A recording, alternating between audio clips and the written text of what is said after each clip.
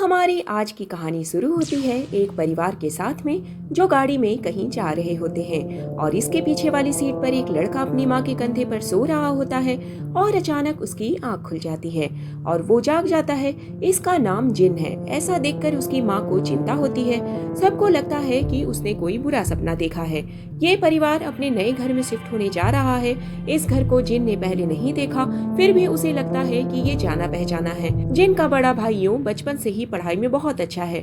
वो बड़ी यूनिवर्सिटी से ग्रेजुएट है और बचपन से ही एक्स्ट्रा रेगुलर एक्टिविटीज में बेस्ट परफॉर्मर रहा है। वो घर के हर छोटे बड़े काम को आसानी से कर लेता है। उसमें कोई बुरी आदत भी नहीं है। वो एक आइडियल बेटा है। जिन भी चाहता है कि काश वो अपने बड़े भाई जैसा बन सके।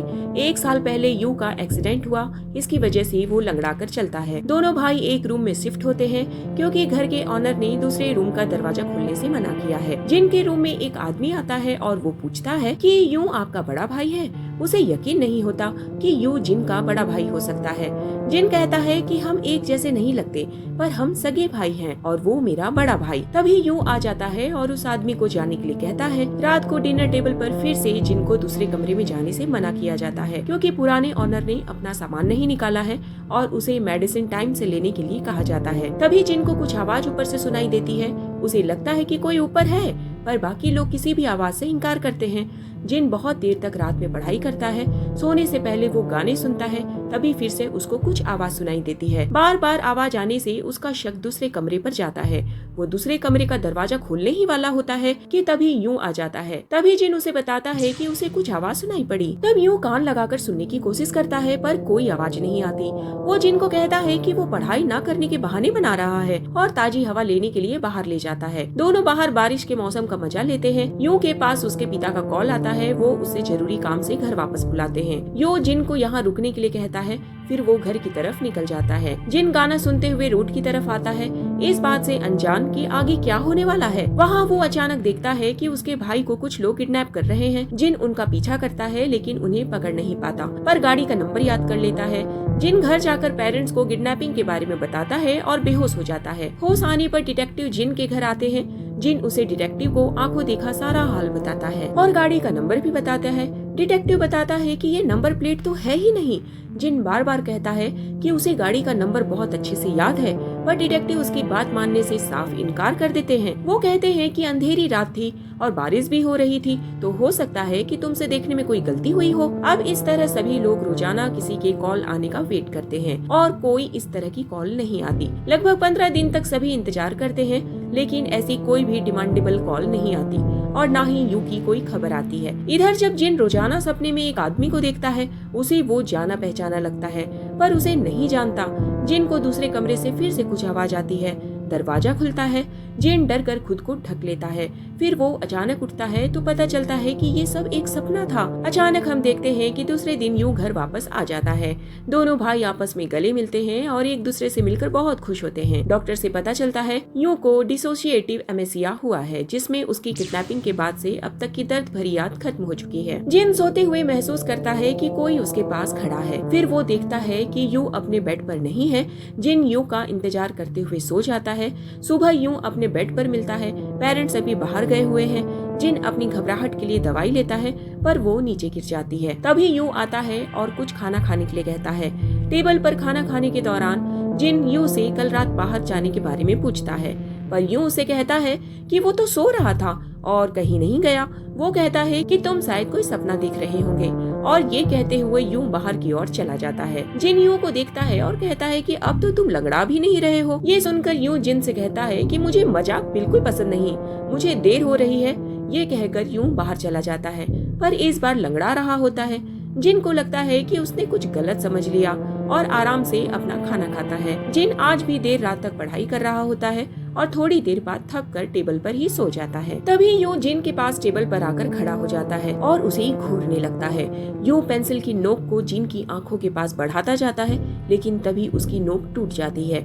यूं को लग रहा था कि जिन सो चुका है, पर उसको पता नहीं कि जिन होश में ही होता है। यूं का ऐसा करना उसे परेशान करता है। यूं फिर से उस रात घर से बाहर निकलता है। जिन उसका पीछा करता है। यूं लंगड़ा कर नहीं चल रहा था, बल्कि बिल्कुल ठीक से चल रहा था। जिन यू का टैक्सी से पीछा करता है। वो परेशान है और ये सोच रहा है कि जब से यू लौटा है वो कुछ अजीब हरकतें कर रहा है। यूं एक जगह पहुंच जाता है जहां जिन उसे डिटेक्टिव से बात करते हुए देखता है। ये वही लोग थे जो यू के किडनैपिंग के केस पर काम कर रहे थे। वो देखता है कि उसका भाई स्मोक कर रहा है और डिटेक्टिव उसके आगे सर झुका रहे हैं जैसे वो उनका बॉस हो। इस तरह यूं जहां जहां जाता है जिन उसका पीछा करता है। अब जिन एक कमरे में पहुंच जाता है और वहां देखता है कि यूं नहीं दिख रहा, वो गायब सा हो गया है। तभी वहां डिटेक्टिव उसे मिल जाता है। ये देखकर जिन वहां से भागता है। डिटेक्टिव उसका पीछा करते हैं। जिन एक जगह छुप जाता है पर यूं उसका मुंह पकड़कर बेहोश कर देता है। थोड़ी देर बाद जिन उठता है तो वो खुद को टेबल पर देखता है। उसे कुछ समझ नहीं आता। वो देखता है कि यू भी रूम में ही है, इसलिए जिन खुद को डर से बाथरूम में बंद कर लेता है। उसको ऐसा करते हुए देखकर यू दरवाजा खोलने के लिए कहता है और जिन कहता है कि मैंने तुम्हें रात को फॉलो किया था, तुम डिटेक्टिव से बात कर रहे थे। यू कहता है कि लगता है तुमने फिर से कोई सपना देखा है और उसे सच मान रहे हो। जिन कहता है कि मुझे पता है कि कल तुम पेंसिल से मेरे साथ क्या कर रहे थे। तुम उसे मेरी आंखों में डालना चाहते थे। तुम मेरे भाई नहीं हो। तुमने मेरे भाई के साथ क्या किया। अब जिन बाथरूम से बाहर आता है, यूं उसे पकड़ लेता है और उसे बताता है कि कल रात को वो कहीं नहीं गया था। वो पेंसिल, टैक्सी जिससे तुमने मेरा पीछा किया और वो आदमी जो तुम्हें मिले, ये सब कुछ हुआ ही नहीं है। यूं उससे पूछता है कि कल तुमने मेडिसिन ली थी या नहीं ली थी और जिन को याद आता है कि कल उससे मेडिसिन नीचे गिर गई थी तो उससे नहीं ले पाया। यूं कहता है कि ये सब इसलिए तुम्हारे साथ हो रहा है, तुम अपनी दवाइयाँ समय से ले लिया करो और अपने सामने उसे दवाई खिलाता है। अब इधर यूं फिर से घर से बाहर जाता है और जिन उसे खिड़की से जाते हुए देखता है और वो लंगड़ा रहा था। जिन की नजर अपने टेबल पर जाती है जहां वो देखता है कि पेंसिल की नोक टेबल पर निकली रखी है। इसका मतलब कल उसके साथ सब कुछ सच में हुआ था, वो कोई बुरा सपना नहीं था। उसे याद आता है कि उसने यूं को तो टैक्सी के बारे में बताया ही नहीं था, फिर उसे कैसे पता। और परेशान होकर जिन अपनी माँ को सारी बात बताता है। उसकी माँ परेशान हो जाती है। जिन कहता है कि इस बार यू फिर से बाहर गया तो इस बार वो पापा को अपने साथ लेकर जाएगा। जिन रात होने का इंतजार करता है, तभी उसे दूसरे कमरे से कुछ आवाज आती है। वो उस कमरे में अंदर जाता है जहाँ उसे जाने से मना किया गया था। वहाँ उसे यू का शरीर लटका हुआ मिलता है। ये देखकर जिन की नींद खुल जाती है, यानी वो एक बुरा सपना देख रहा था। तभी जिन अपनी माँ को किसी से बात करते हुए सुनता है। वो सुनता है कि उसकी माँ जिन की कही हुई सारी बातों को यू को बता रही है। उसकी माँ को अचानक एहसास होता है कि दरवाजे पर कोई है और उसकी सारी बातों को सुन रहा है। वो दरवाजे पर चेक करती है पर तब तक जिन वहाँ से जा चुका होता है। वो जिन को घर में ढूंढती है। जिन पाइप से चढ़कर जल्दी से अपने रूम में जाकर सो जाता है। जिन की माँ देखने आती है तो वो देखती है जिन तो अपने बिस्तर पर सोया हुआ है, पर उसके शरीर से पूरा पसीना भी निकल रहा था और ये देखते हुए वो वहाँ से चली जाती है। जिन यहाँ परेशान होता है कि उसके साथ आखिरकार हो क्या रहा है, उसकी फैमिली को क्या हो गया है, वो लोग उसके साथ ऐसा बर्ताव क्यों कर रहे हैं। जिन घर से बाहर निकलता है, वहाँ उसे अपने पिता मिलते हैं और वो वहाँ से भाग जाता है। जिन की माँ एक आदमी को उसका पीछा करने के लिए कहती है। तभी जिन भागते हुए पुलिस की कार से टकरा जाता है और उसके साथ जो भी पिछले दिनों हुआ वो उन्हें सब कुछ बताता है। पुलिस वाले अपने डेटाबेस में जिन की इंफॉर्मेशन चेक करते हैं। उसके हिसाब से जिन का 1977 जन्म हुआ था और अभी उसकी उम्र 41 इयर्स है। जिन पुलिस वालों की बातों को सही करते हुए उन्हें बताता है कि उसकी उम्र अभी सिर्फ 21 इयर्स है। पुलिस वाले उसे बताते हैं कि जब तुम्हारा 1977 में जन्म हुआ है तो तुम सिर्फ 21 साल के कैसे हो सकते हो। जिन कहता है कि उसका जन्म 97 में ही हुआ है। सब लोग जिन पर हंसते हैं। पुलिस वाले उसे बताते हैं कि अभी 2017 चल रहा है और ये सही भी होता है क्योंकि यहाँ सब लोग स्मार्टफोन और टैबलेट यूज कर रहे हैं। ये सब देखकर जिन शॉक रह जाता है। जिन खुद को आईने में देखता है तो उसे महसूस होता है कि जो पहले 21 साल का दिखता था वो अब 41 साल का लगता है। वो अपने सवालों का जवाब जानना चाहता है। लौटकर वो अपने घर आ जाता है तो वो देखता है कि रूम बिखरा हुआ है, जैसे यहाँ किसी का मर्डर हुआ है। यूं आता है और कहता है कि मेरा प्लान फिर से फेल हो गया। यूं उसे बताता है कि 20 साल पहले 20 दिसंबर 1997 को एक परिवार का यहाँ मर्डर हुआ था। अब इस स्टोरी को पास हिस्ट्री में दिखाया जाता है जहाँ पता लगता है कि इस रूम में एक माँ बेटी का एक तेज चाकू से मर्डर हुआ था। घर से कुछ भी चोरी नहीं हुई थी, नहीं कोई सुराग मिला। ये केस एक मर्डर मिस्ट्री बन गया। जगह जगह पर पोस्टर लगाए गए कि कोई इन्फॉर्मेशन मिल जाए और बरसों बीत जाते हैं लेकिन कहीं से कोई इन्फॉर्मेशन नहीं मिलती। पर उस घर की फैमिली इस केस को नहीं भूल पाई। उन्होंने इस केस को प्राइवेट इन्वेस्टिगेटर को दे दिया और अंत में खूनी मिल भी जाता है। उसे टॉर्चर किया गया और उसे कुछ भी याद नहीं। जिन कहता है कि मुझे क्यों पकड़े हुए हो, मैं खूनी नहीं हूँ। उसकी बातों को सुनकर यूं कहता है कि ये तुम तब से कह रहे हो जब से मैंने तुम्हें पकड़ा है और मुझे पूरे तरीके से यकीन हो गया है कि इस वारदात के तुम ही खूनी हो। विक्टिम की फैमिली सिचुएशन से परेशान है और उस समय हुई वारदात का वो बदला लेना चाहती है, लेकिन जिन को कुछ याद नहीं आ रहा था। उसे तो ये भी तक पता नहीं था कि उसे मर्डर करने के लिए किसने कहा था। वो अपने पुरानी याददाश्त को खो चुका था। तो ऐसे इंसान से कैसे बदला लिया जा सकता है? एक फॉरेंसिक हिप्नोसिस एक्सपर्ट को हायर किया गया जिसका नाम पार्क है, और यही आदमी कहानी की शुरुआत में इनका पिता बना। ये लोग एक खास तरह के एक्सपर्ट होते हैं जिससे कुछ इन्फॉर्मेशन लेनी हो उसे हिप्नोटाइज करके उसके दिमाग में छुपी गहरी से गहरी यादों को बाहर निकालने का काम करते हैं। वो एक्सपर्ट यूं को बताता है कि जिन की लाइफ कई स्टेज में बटी हुई है। जब वो 20 साल की उम्र का था तब उसके साथ बहुत कुछ बुरा हुआ था और उसने खुद उस याददाश्त को अपने दिमाग से मिटा दिया। उसे डिसएसोसिएटिव एमेशिया हुआ था। अब जिन के साथ एक एक्सपेरिमेंट किया जाता है जिसमें ट्रामा से पहले की लाइफ उसे ऐसे फील कराई जाती है कि वही रियल है। जिस टाइम वो एक नॉर्मल इंसान था, एक खूनी नहीं। सब लोग एक रोल प्ले करेंगे जिसमें उसके माता पिता, बड़ा भाई और जिन है। उसे हिप्नोटाइज करके ये सब बताया जाएगा कि वो एक ट्रेन में बैठा हुआ है और जैसे जैसे ट्रेन टर्मिनल से होते हुए गुजरता जाएगा वो अपने पीछे की खुशनुमा यादों में लौटता जाएगा। और इस तरह जिन को हिप्नोटाइज करके उसे 1997 में पहुंचा दिया जाता है। अब जिन बताता है कि वो अपने परिवार के साथ एक कार में है और अपने नए घर में शिफ्ट होने जा रहा है और अपनी माँ के कंधे पर सर रखकर सो रहा है। डॉक्टर उसे कहता है कि तुम अपनी नींद से तब जागो कि तब मैं तुम्हें उठने के लिए कहूँगा, और जब तुम उठोगे तब तुम साल 1997 में होंगे और तुम्हारी उम्र 21 साल होगी। कार में जो लोग तुम्हें दिखेंगे तुम्हारा परिवार होगा। जब मैं 3 तक गिनूंगा तब तुम उठोगे। जिन को होश आ जाता है। आगे कहानी वैसे ही रहती है जैसे आपने इस वीडियो की शुरुआत में देखी थी। वो उसी घर के बाहर खड़ा था जहाँ उसने खून किया था। मर्डर उसे याद नहीं, पर ये घर उसे शुरुआत में इसलिए जाना पहचाना लगा था। शिफ्ट करते वक्त तभी वो आदमी जिन से सवाल कर रहा था, क्योंकि दिखने में जिन यूं से बड़ा दिख रहा था, पर वो यूं को अपना बड़ा भाई बता रहा था। वो आदमी और सवाल न पूछे इसलिए यूं ने उसे बाहर जाने के लिए कहा। जिन को हिप्नोटाइज किया हुआ था इसलिए वो अपने अंतर को समझ नहीं पाया। जब जिन ने पहली बार दूसरे कमरे से आवाज सुनी थी तब इस नाटक के और लोग उस कमरे में थे जिनसे एक फ्लावर पॉट गिर गया था।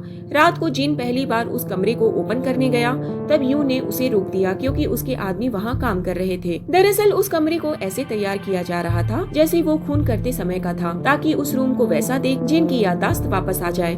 जब ये खून हुआ होता है उस वक्त बहुत बारिश हो रही थी और आज भी बारिश हो रही है। वही म्यूजिक भी लगाया गया जो मर्डर के वक्त चल रहा था। पूरा सेट तैयार हो चुका था। जिन को बुलाने की बस देर थी। पार्क यूं को आने के लिए कॉल करता है ताकि जिन खुद से घर आए और उस रूम को देखे, पर ऐसा हो नहीं पाता क्योंकि कुछ पुलिस वाले यूं को रात में उठाकर ले जाते हैं जिसे जिन किडनैपिंग समझता है। 19 दिन बाद यूं जेल से छूट जाता है। वो प्लान को फिर से वापस शुरू करना चाहता है और जब तक बारिश नहीं होती तब तक वो ऐसा नहीं कर सकते क्योंकि मेमोरी को वापस लाने के लिए जरूरी था कि सब कुछ उसी दिन जैसा हो जिस दिन मर्डर हुआ था, और इसके लिए बारिश होने का कुछ दिन तक इंतजार किया जाता है। इसी दौरान जिन को यूं पर शक होने लगा। उसका शक बढ़ता जा रहा था, इसलिए वो लोग अभी तक जिन की मेमोरी को वापस नहीं ला पाए। जिन अभी भी मना करता है कि उसने मर्डर नहीं किया और चलती कार से कूद जाता है। यूं जिन का पीछा करता है और ऐसा करते हुए उसकी कार पोल से टकरा जाती है और वो बेहोश हो जाता है। जिन वहाँ से बचकर निकलता है पर उसका एक्सीडेंट हो जाता है और वो देखता है कि वो अस्पताल में है। जब वो बेहोश था तो उसे याद आता है कि उसे 1997 में वो अपनी फैमिली के साथ था। वो बहुत खुश था। वो अपनी माँ के कंधे पर सर रखकर सो रहा था। तभी पूरे परिवार का एक्सीडेंट हो गया जिसमें उसके माता पिता की मौत हो गई और उसका बड़ा भाई बहुत सीरियस हालत में अस्पताल में एडमिट है। और उसी दौरान कोरिया में इकोनॉमिक स्लो डाउन चल रहा था जिसमें लोगों की नौकरियां जा रही थी। पैसे कमाने के जरिए खत्म हो गए थे। लोगों की भूखमरी की हालत थी। अपने भाई के इलाज के लिए जिन के पास पैसे नहीं थे उसे कोई पैसे दे नहीं रहा था और न ही कोई नौकरी दे रहा था। एक दिन जिन ऑनलाइन पोस्ट करता है कि उसे अपने भाई के चेकअप करवाने के लिए पैसों की सख्त जरूरत है और वो बदले में कुछ भी करेगा। तभी डॉक्टर जिन के पास आता है और उसे कहता है कि तुम्हारे भाई की हालत ये पिछले 6 महीनों से है और अब जरूरी है कि उसकी सर्जरी की जाए, और सर्जरी के लिए जिन के पास पैसे ही नहीं थे। अचानक जिन के ऑनलाइन पोस्ट का जवाब आता है। वो आदमी पैसे देने को तैयार है और बदले में मर्डर करने को कहता है। जिन ये करना नहीं चाहता था पर वो हाँ कर देता है। जिन इस घर में जाता है जिस घर को हमने वीडियो की शुरुआत में देखा था, इसलिए जिन को ये घर जाना पहचाना लग रहा था। उसे बताया गया था कि उसे वहाँ पर एक औरत मिलेगी और 2 बच्चे होंगे। उसे सिर्फ औरत को मारना है और वापस आ जाना है। जिन घर में एक परिवार को देखता है और मर्डर करने का इरादा बदल देता है। उस औरत को शोर मचाने से मना करता है। वो कहता है कि वो किसी को कुछ नहीं करेगा और यहाँ से चला जाएगा।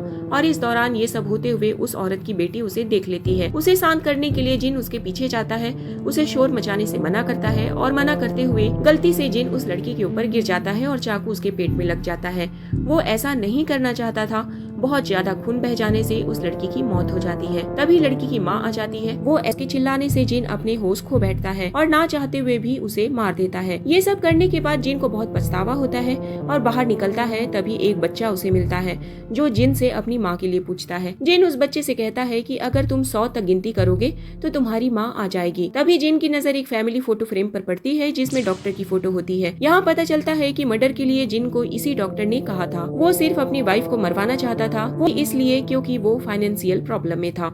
उसकी वाइफ की मौत से उसे इंश्योरेंस के पैसे मिल जाते, लेकिन जिन से उस औरत के साथ साथ बेटी का भी खून हो चुका था। इधर उस डॉक्टर के पास उसके बेटे का फोन आता है।